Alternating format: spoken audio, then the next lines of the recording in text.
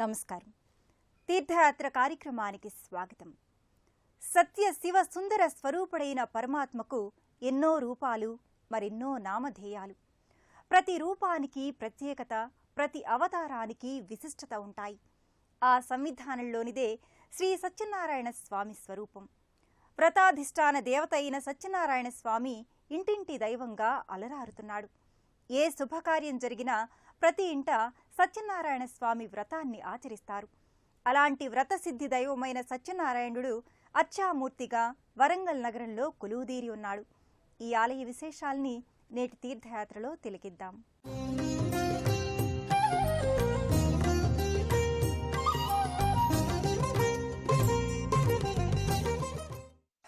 శ్రీరత్నశైల రమణీయ తనుప్రభా